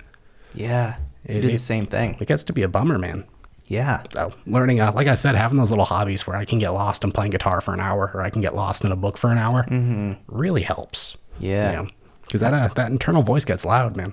It does. Mm-hmm. How many tabs do you have open in your browser? I try to keep it to one, dude. I get overwhelmed. Dude, I got right now I'm looking at 15. It's too much. That would make me anxious. Does it? Yeah, I can't do that. Yeah, man. I feel like sometimes for me it makes me anxious not having it. I don't know. It's weird. But at the same time, like, you know, I'll like you said, like you know, I go down the rabbit hole or whatever, you know, like I Googled Mel Robbins for no reason. I don't know why. Like when I said her name, right? I told you to write down. I just typed it in. You know, and then the same thing. I opened up positive mental attitude. I think it's because I don't want to forget though too. Yeah. I think sometimes like, you know, so I'm making some notes here of some of the things you're saying that I want to be able to go back because we're having a conversation and, you know, you told me a little bit about it, but I want to then do my own research too and like look it up myself. So all I do is I open another tab, I put it into Google, and then this serves as my reminder of like, Ryan said this, and so here's some of the things that we talked about, and now like I want to learn more, and it kind of keeps me like, I know it's there so I don't forget about it. I hadn't considered the benefit of doing what you do and that you get to talk to all these different people and you pick up all these little tidbits. That must be fucking awesome. Dude, that, you know, it's crazy you said that because I just had that conversation with somebody like a few days ago. Yeah. Like literally this is almost like deja vu. I'm not even kidding. It's almost like deja vu because, you know, I get to have all these people on the show, different backgrounds, different professions. I learn stuff about personal life, just professional life, business, like literally everything. Yeah. You know, like, and I get every end of the spectrum. That's like dude, all of it. That's awesome because you get to take a little bit, you know, from everybody. Yeah. And it's like, you know, it's like I feel like I'm getting like a free lesson, like, you know, or like everything just from, man, like, whew. It's the same reason I read books. There's always one little piece to take something. away. There's always something. Mm-hmm. Yeah. And I'm also sometimes too, like I hate to say, like I'm, you know, sometimes embarrassed to admit that sometimes I don't finish a lot of books. Yeah. Yeah, it happens, man. Because like sometimes I get to the point where it's like, not that I feel like I got enough out of it, but like almost. Yeah. And you know, I have a very short attention span, right? So I see before, sometimes I'm reading the book physically, but then I got the audio book just in case, right? But you know, sometimes I do things on the go, right? If I'm listening like in the car or whatever, like I want to be able to keep reading the book, like without having to read the book, right? Yeah. But sometimes, you know, I'll be, you know, 75% of the way through a book and I'm like, man, I got a lot from that. And then like, not that I just get bored with it, but then, again, another tab opens in my brain, right? And my browser too. And I'm all like, oh, I got to get like, the next book. Like I'm already thinking like, what book am I going to have next? Dude, I've got like stacks of books at home. Good. No pun intended, but like Everyone should. I probably have 20 books. And like, sometimes I just laugh at myself because like, not that I'm never going to get to them. Like I will, but it's just like, it's like when somebody tells me about like a book, and I know you might have mentioned one or two, and when I listen back to this episode, I'm probably gonna buy it. Like, I hope you do you know do, what I mean? man. Like, and it's gonna go on my shelf with even though it's gonna they're stacking up, right?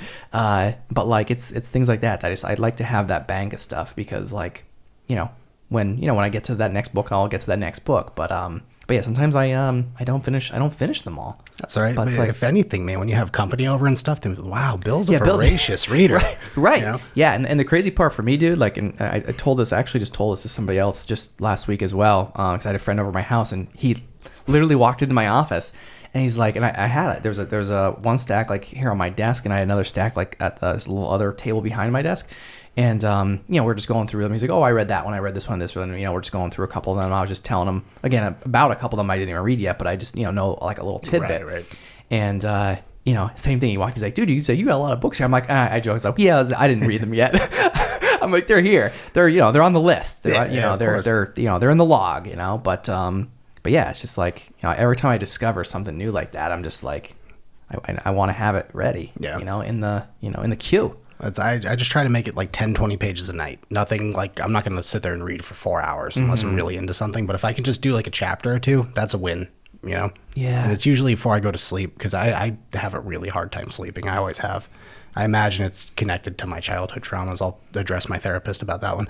But if I read, it's enough for me to be like, all right, I can roll over and pass out now.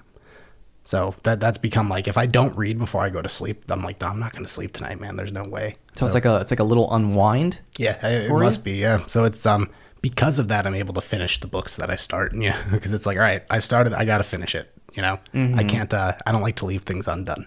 Yeah. But I get what you're saying though. At some point, you're like, all right, I've gotten everything I'm going to get out of this. Let's find something else. Yeah.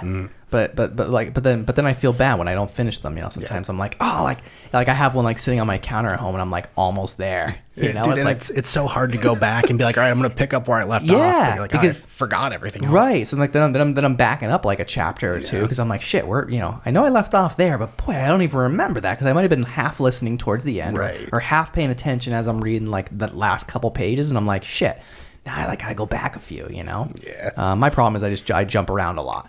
I do too, man. That's with having all these hobbies. That's the only downside where it's like, all right, I want to make sure I play guitar for at least a half hour today, but I also want to do X, Y, and Z.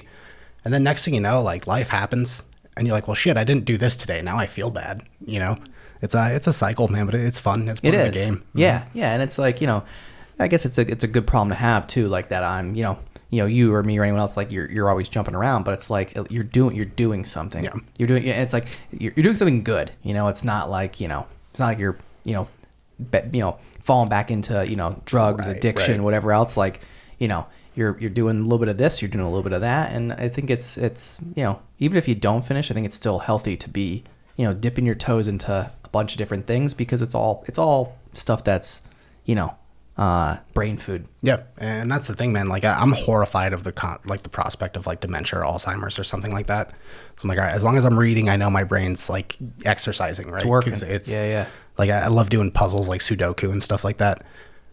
And it's all because I'm horrified of one day, like, because dude, I read a study that a lot of kids smoke pot out of tinfoil. I read a study that's directly correlated to having these diseases. I'm like, oh shit, dude, like, because that was my go-to for a while. Yeah.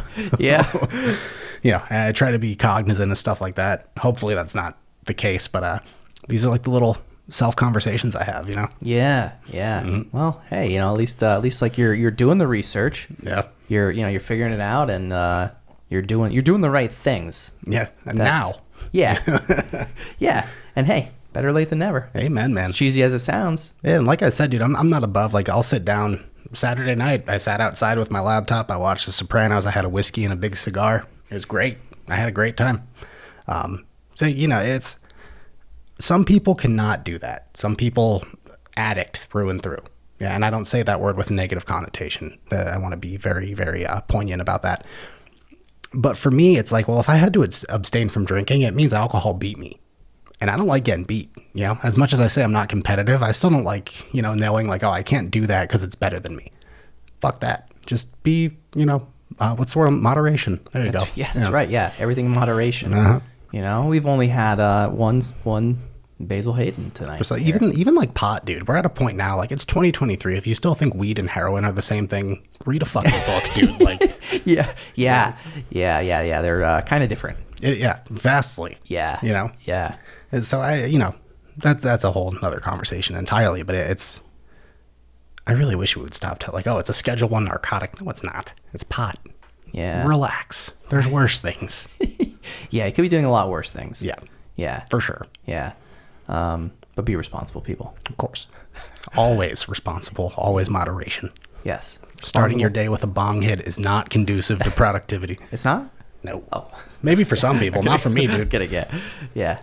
Yeah, no, some people, I've had other people on the show that say like that's like been their, you know, productivity hack. Hell yeah. You know, I've never done it myself, so I don't know, you know. Dude, when I was a pothead, I didn't get shit done, you know. So you were just like the chill out, mellow out dude. Listen to music, play video games, eat a bunch of food that's not good for you. Mm-hmm. Pretty much it. Yeah. Sounds fun, but it could be when you're 16, bad. Sure, but when you're 30 and have responsibilities, like, dude, I can't fucking can't do that. You know, can't do that. Yeah, I love those days when I can sit around and do nothing. But yeah. Damn. So, well, you know, it's a whole new world, man, for you. I mean, like, this is like shit, man. Like hearing, you know, and I didn't know. I knew a little bit about you, you know, just from, you know, we met and you know, you did a couple small articles in Times Leader, you know, on some of the things that I've done, which I appreciate. Of course, man. You know, looking back now at the one article from when I spoke to the CASA. Oh yeah, dude, I love CASA. Yeah, like my favorite organization. Yeah, so like at that time, like now the light bulb was, you know, went off in my head recently, you know, kind of about that. But like, you know, at the time I didn't know, you know, really about your background and everything else. And when we connected on that, like I was, you know, you were very interested in me talking to them, and you know, so I thought that was like cool. I'm like, oh wow, this guy's like taking an interest in, you know, writing a story about it, which was like super cool. Hey, dude, I was really close to being one of those kids. You know what I mean? Like if it wasn't for my mother, you know. So yeah, that was plus shout out Mary Kay. She's the best. That's right. Yes. Yes, she is.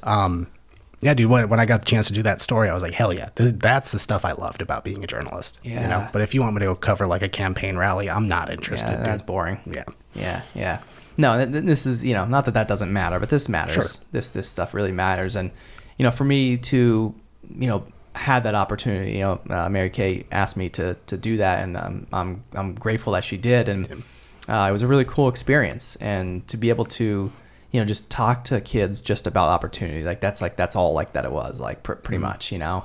And you know, it's just I feel an obligation sometimes to, you know, children and just people in this community, because there's a lot of people that just don't know. Yep. Like they just don't know. Dude, there's thousands of people out there just like me. You know what I mean? And for these kids that are growing up in these tragic circumstances, they need to know, like, dude, even if you fail, do it as grandly and as in front of as many people as you possibly can, because you're only going to get better. You're only going to be stronger. And at least you'll know, like, hey, I did this thing and it didn't work. I forget, it might have been Churchill who said, insanity is trying the same thing over and over and expecting different results. You realize, all right, back to the drawing board, man. Maybe my podcast idea didn't work, or my novel didn't get bought, or whatever, my screenplay, whatever it is you want to do, you got to try it. You got to take that first step and just do it. And even if you fail, keep a smile on your fucking face. People are always going to look for a reason to judge or a reason to put you down. Who cares? As long as you can look in the mirror and say, you know what, dude, you tried and I'm proud of you. That's a win. Yeah, no one's going to remember that stuff anyway. No, dude. No one ever does. Dude, I've made such a fool out of myself. Dude, me too. On so many occasions. Dude, I make a fool out of myself still almost, you know, once a week. Like it's like, I've been doing it for the last hour, dude. We both have. Yeah. No, I think a lot of people, what stops a lot of people is just, you know, people are afraid, not maybe necessarily to fail, but I think most people are just afraid what other people are going to think. Yeah. Mm-hmm. You know, and for me, you know, like with this podcast, like, you know, a lot of people laughed at me. some people I think still laugh at me. Because it seems like such a pipe dream, you know? Right. But right. Look it. You're right. Yeah. Like from where I started 3 years ago to where I've gotten with this. Dude, 3 years is not a long time. That's a shitload of progress. Yeah. Yeah. I made some serious progress, and any money that I've made along the way, shout out to all my sponsors. I can't name them all because if I forget one, I'll feel really bad, but there's a real lot of them. Look in the show notes. There's some links. Check them all out. I'm grateful for every one of them. Any money that I've ever made with this, I've never taken a penny. Yep. I've never taken a paycheck, at least not yet. Am I going to someday? 100%. But I've been fortunate enough to, have the support, from the sponsors that I've gotten, and then the people that did support me, just supportive words, right? And that's just as important, sometimes more than money, right? But yeah, it's I've been able to just reinvest everything I've made, still to this day, and I don't plan on taking a paycheck at least anytime soon, but sooner than later. But to be able to reinvest, to have this now, and it's like everybody always asks me, like, how did you do it? It's like, well, the first thing, it was just like I didn't give a shit what people thought. Yep. And even all the people that made fun of me and thought it was like a joke. And in the beginning, I had no plan of it going to what here, right? I didn't, but it's just I just put myself out there, man, and just kept doing it, and I liked it, and people liked it, and it got traction, and and then the money kind of followed after, because it was just genuine, and it's still genuine, and it's real. There's no, you know what I mean, like, and people just take to it, and I built this community, and yeah, man, I'm just like really proud that I've been able to just build what I've built here, and that I can continue to still do what I'm doing, to be able to have people like you on the show. I was just gonna say, dude, you not, aside from monetary stuff, there's that moral victory of you've given a platform for goofy fucks like me with jack-o'-lanterns tattooed on their hands to say, hey man, life kind of sucked for a while and I was able to turn it around, and that's important. People need to hear this shit because it resonates, right? Yeah. And these people that might judge, or obviously don't give a shit what people think, but someone's always gonna have something to say. And those people, those negative critics that can't provide anything constructive, they're usually the ones doing the least. It's like, dude, you can do what you want to do too, man. You just got to stop talking shit and focus on yourself and do it, right? Yes. But, it's much easier to sit on your couch and run your fucking mouth than it is to build something. Yeah, that's right. Yeah. And I call it GSD mode. That's get shit done. Oh, hell yeah. I'm a get shit doner. And I don't like people that talk about, just like you said, that talk about doing things and don't ever do them. Yep. Have I talked about some things and maybe, haven't gotten to them yet? Yeah, but I'm still gonna, I'm gonna get to them. Yeah. And, it takes time, but yeah, I like to get shit done, and I take pride in it. And, like at the end of the day, after having somebody like you on, and, when this episode does come out, and like I pretty much even rewatch all of them, even though everyone's probably like, you watch all your own shows. I'm like, yeah, well, because like, I'm still like, I have a head of production. Shout out to Eric Curtis, by the way. He has the unfortunate one have to piece all this together with our ugly mugs here. Yeah. But yeah, like I still like creatively produce it, and pick clips in the trailer and stuff like that. So I'm still going back and when I do get to go back and like relive it, because sometimes like right now, like right here, like I'm in the moment, right? And you've said a lot of real powerful shit, right? And I know you have, and I made a couple notes, right? But like it doesn't really hit me sometimes until like when I go back to really put the episode together with Eric, right? And then I get to really experience this episode as if I'm like a listener as well, you know what I mean? Like as weird as that sounds, like somebody else who's just watching the show, and really get to take in more of what you said. And yeah, there's going to be probably 10 more things that I'll pick up from this episode that you said that maybe I just didn't catch in the moment, right? And it's like I'm going to learn more even from this. But it's like when I'm putting it together and just hearing some of those things, and just like when it all comes together, like the process of like doing it from like the time you leave here, because I always say this, and I've said this several times, and forgive me to all my listeners that have heard me say this a million times, like this is the easiest part. Yeah. Right here, sitting right here, right now. This is the easiest part, because it's this is it. Like it's just it's almost as if like we're live, but we're not, right? And then the hardest part is everything after, but it's also like just as fun or more fun than this, because like I get to like put this thing together, like I'll say creatively and from, a storytelling perspective, and that's fun. It's got to be rewarding too. Like, again, it's one of those benefits I hadn't considered, that like you're going to sit down and rewatch this, and I certainly hope I've said some good shit on here. You definitely said some good shit. Yeah, I have a tendency. You said a lot of to good shit. Start talking, Yeah. Yeah, dude, I hadn't considered, like, when you sit back and rewatch this, you're going to catch things that maybe you didn't catch in the moment, and you really get to hone in on that kind of shit. And that's got to be, like, again, you're taking little tidbits, and that just helps you become just a more well-rounded dude, right? Yeah, dude. Like, I'm like learning and doing things, like, not doing something new like every week, but like almost, you know what I mean? Like, there's roadblocks, there's hiccups, like, episode that's coming out like in 2 days from now, like we had a little minor technical thing, and like we're trying to work shit out and figure things out, and like we're all learning together. And but yeah, and just like I said, man, this whole thing is just like, when you asked me before we started, like how long I've been doing this, and it's like 3 years, and it's like crazy to even think, and everyone always says to me like, you do you rent that building? You're everyone assumes that I rent it, and there's nothing wrong with renting, of course not, but like right, but like I'm like really fucking proud that I bought this building. That's bad. This is yours. And dude, it's such a kick-ass studio, right? Like, you don't have any like extra fat. It's all trim. You have what you need.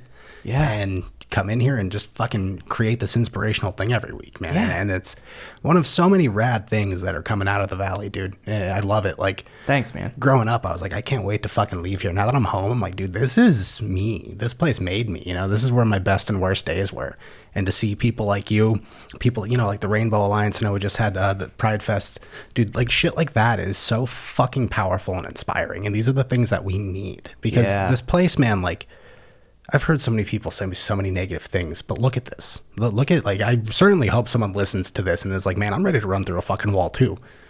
Having these things here, and so many others I can go on and on about. We are not the coal mining community that we once were. You know what I mean? This has become a powerful place for creators and intellectuals and artists and just the whole gamut of things, workers, blue collar laborers, man, that we have such a powerful mix here. And there's so much fucking talent. Like this classroom of people I just graduated with at Wilkes, I might be 8 years older than them, but they are infinitely more talented than I am. And if any of you listen to this, please go on to make me look like a fucking novice, please, because I know you can. There's so much good happening around here, man. And for people to still focus on the negative is really just indicative of people who aren't in touch with themselves, know? And that's kind of, I guess, the overarching theme here. Yeah. Yeah. And like, just back to this building thing, because sometimes, like I said, like I don't give myself enough credit sometimes, It's like, I think a lot of people, whether you know me a lot or not much at all, I think people from the outside just look at him and look at him. I'm saying me, right? They might just think like, maybe somebody, maybe his parents bought him that building. It's like, no, they didn't. I think a lot of people probably think that. A lot of people probably think that I was given this or that, or whatever. It's like, nah. It was all my money, and again, all the money that I made from this, reinvested it back into it. Don't worry, I didn't make enough money to buy the building. Obviously, we have a loan here.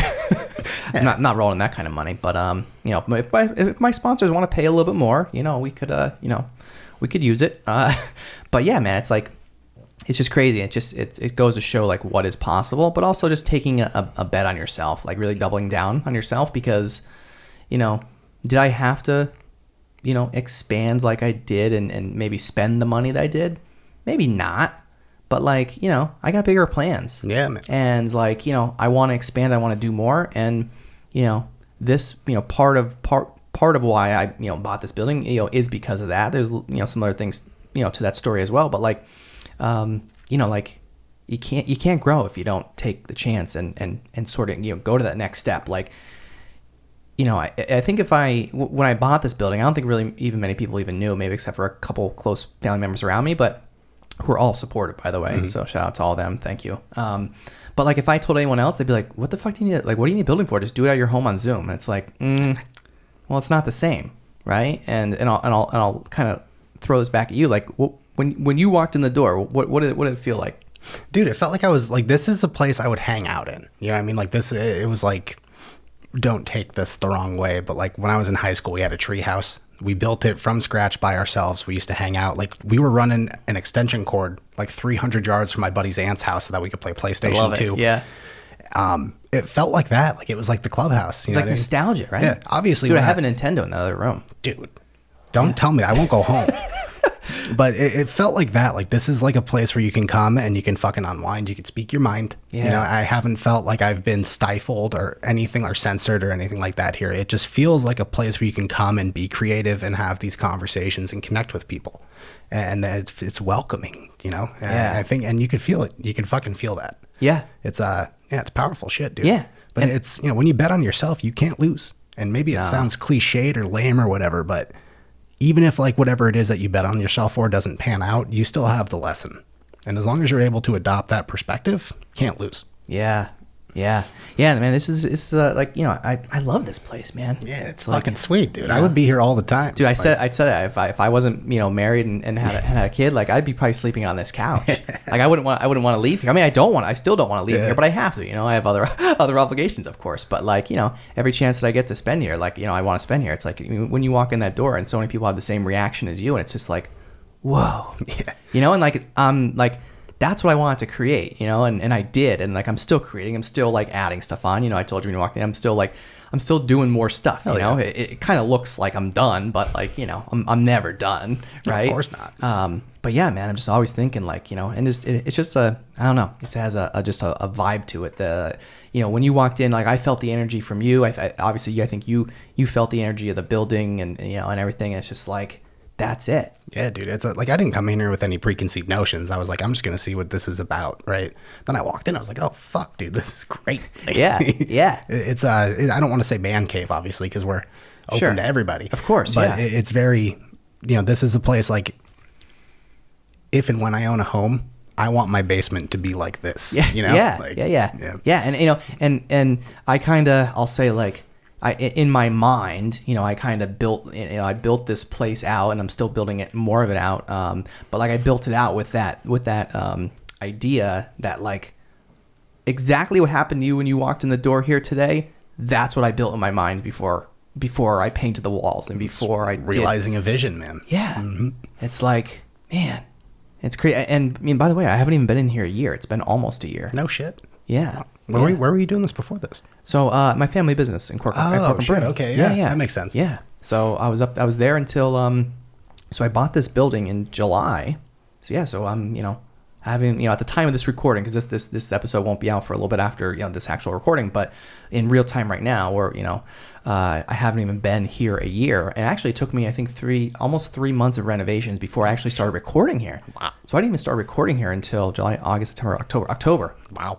October of 2022. You got any big plans for like a 1 year anniversary or anything like that, or still under wraps? You know what? Sometimes, dude, those are things that kind of like slip by me, man. Yeah. I want to do it. I should do it. Like I want to kind of maybe have. It's hard to like do like an open house here. Earlier on, like when I first like got it up and running, I just had like, you know, a handful of like friends in, and some previous guests that had been on. I kind of had them in just to kind of show them the space and just hang out for a couple hours. But I never really did anything like formal or bigger. There's not like a whole lot of parking, etc. Right, you know, whatever. And I'm kind of, it's, you know, it's kind of a weird thing. I'm like smack in the middle of almost like a residential neighborhood, you know. So, but it's a cool spot and good, you know, decent neighborhood here. But yeah, like I don't know what I'm gonna do, honestly. But I want to do something, but sometimes, like, you know, like I'm going a million miles an hour, and sometimes it's, you know, it's hard to plan something sometimes like that. It's definitely because like I'm just like, a lot of times I'm so focused on growing, and it's a blessing and a curse. You know, I'm doing a lot of the work, you know, just, you know, and some, you know, some of the people around me that help me with the show too. But yeah, like I need to do something. That's I was just gonna say it's evident that you're so focused on the work, right? That you're not looking at like accolades. I'm not trying to celebrate milestones. You're just fucking head down and just chipping at it, man. Yeah, because I feel like I haven't even gotten started. Yeah. Literally, like that's what I feel like, man. What are we at? Like you're in 160 some episodes now. Yeah, dude. This episode, like give or take 1 or 2. I mean, you might be like 169, 170. Hell yeah. Awesome. Yeah. But yeah, man, like it's. You know, and like I said, like I feel like I'm barely even gotten started. Hey, I like that though. It's tip of the iceberg, right? I think it was Jack Kerouac who said, "Life's short, climb the goddamn mountain," right? Yeah, and you're just getting started. Yeah, dude. I'm like, you know, I've just built I've really only built the base. Almost. I'm almost. Actually, I won't even I won't even say I've finished the base here yet, because the back room where you got your photos taken, shout out to Darren Elias, you got your lovely mugshot that we take of you back there. But that room, believe it or not, is going to be another podcast recording studio. Me and Darren can speak High Valerian to each other for that one. That's right. Yeah, hell yeah. Shout out Darren. Yeah.